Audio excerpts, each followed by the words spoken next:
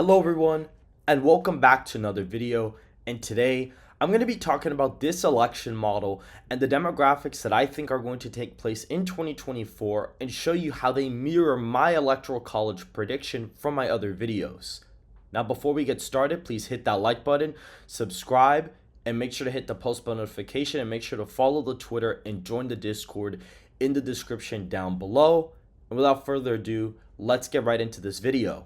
And so pretty much, guys, for this video, if you look here, there is a model where you can basically play around with demographics, age numbers, college, non-college, female, male, and income levels to project a result based on the 2020 stats. These are supposedly, according to 538, the exact stats that were deciding the 2020 election. And if you look at the margins, they basically match up with all of the margins from the actual election. If you look, Michigan's is basically spot on, but you look at Georgia's margin, that's basically what it was. Wisconsin, that's what it was as well. Arizona, that's what it was. So that was basically exactly how the 2020 election unfolded, and this is the map from that election.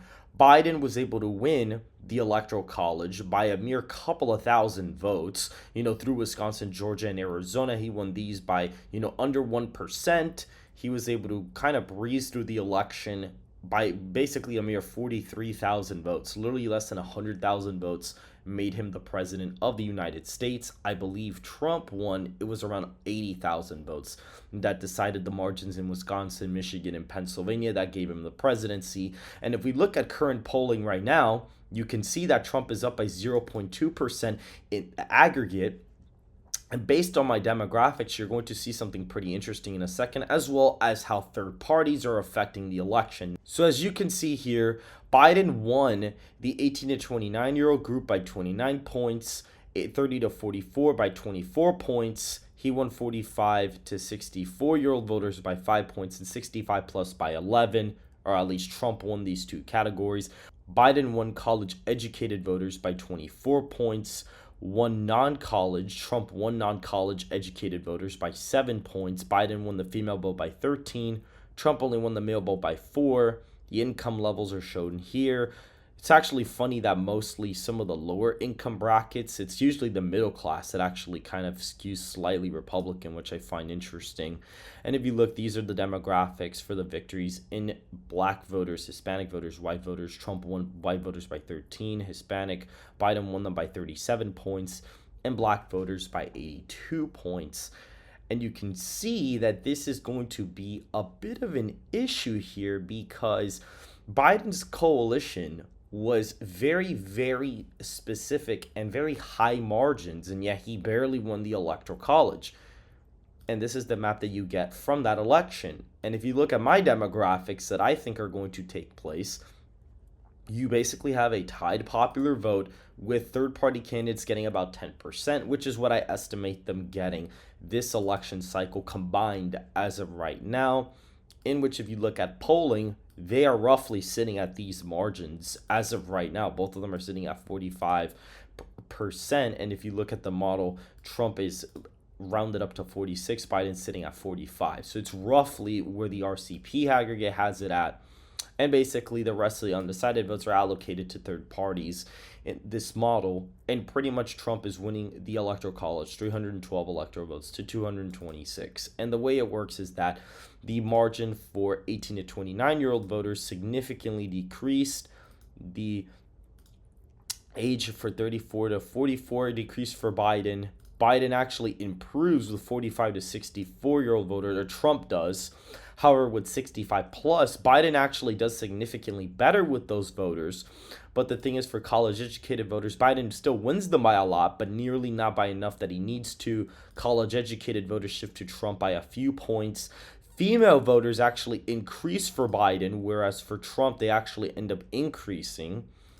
The, under 30K and 30 to 60K, they shift a little bit more Democratic, whereas the middle class shifts a little bit more Republican. However, 100K or more voters, they shift significantly more Democrat this cycle. However, what saves Trump is his shift with black and Hispanic voters. You could see the lead gets to cut down by 20 points, with African Americans, Hispanic voters, Trump ends up cutting that from a 37-point lead to only a 20-point lead for Biden. And with white voters, Trump actually underperforms by 3 points compared to the last cycle, and independents get around 10% of the national popular vote. And that would result in this map where basically Donald Trump is winning the electoral college with 312 electoral votes to Biden's 226, which is basically the same result that I have in my last prediction. And you can see Georgia is a likely state. Florida is, I believe, was a 10-point win. Texas was like an 11-point win. North Carolina was like a 7-point win. Georgia was like a 5.5. Arizona was roughly above the 5-point margin. Iowa and Ohio were like 11, 10-point wins respectively. Nevada was like a 2 or 3-point win. Wisconsin was like a 2-point win. Pennsylvania was a 1.5-point win. Michigan was the closest state on the map in the Rust Belt, and Nebraska second was literally a mere couple thousand point votes away from flipping into Trump's column. New Hampshire is still likely on the map. New Jersey and Delaware end up falling under the likely category. And it's interesting because Maine is still likely, even though the first district is still likely as well, which is kind of interesting. But that's not how I have it. I have it as lean Democrat overall. However, it is exactly a 5-point win in the model. When you go to the margins here, it does show a 5-point victory for Maine as of right now. And based out of my demographics, this is the map where we get. And this shows Donald Trump massively improving with Hispanic and African American voters while doing worse with women voters and doing worse with 65 plus voters, which is what the polling is suggesting, and is showing a fairly easy victory for the former president, actually, because really he doesn't even need Michigan or Nebraska second. He's already at 297 at that point. And Michigan is kind of like a cherry on top. He already wins Wisconsin, Pennsylvania, and Nevada by a minimum of like 1.5 or 2 points each. And so at that point, this is considered a pretty decent victory in the Electoral College, according to today's standards. It's not a landslide, but he still does fairly well. Biden would probably need to net like 300, 400,000 votes probably in the popular vote to actually win the Electoral College here. And that would be quite difficult for him to do, considering how razor close the elections tend to be in modern political history, especially after Trump became the president in 2016.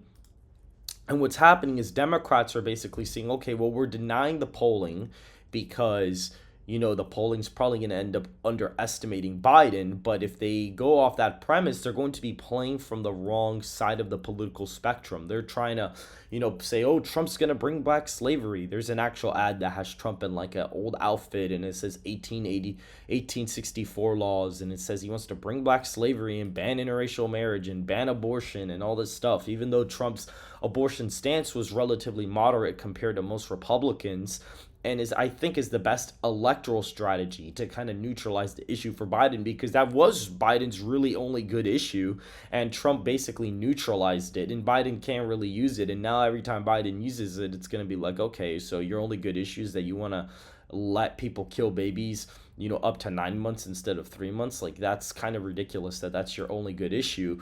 And so with Trump neutralizing the issue, unlike most Republicans, he's actually able to utilize that and kind of focus on issues that favor him, like the economy and more so even immigration. And that's why Trump ends up getting really good margins, you know, in the southern part of the country overall. New Mexico is actually slightly over a point. It's almost a tilt margin, which is pretty interesting. And so basically that is it for this video, guys. This is just showing if I put the demographics that I think are going to show up in the 2024 election, we basically get the RCP aggregates popular vote margin and my electoral college result, showing that Biden is not really surging as of right now and that Trump is still in a fairly good position to win the 2024 presidential election. Now, if you guys did enjoy the video, please hit that like button, subscribe to the channel, make sure to hit that post notification bell, and make sure to follow the Twitter and join the Discord in the description down below. And I hope to see you guys very, very soon.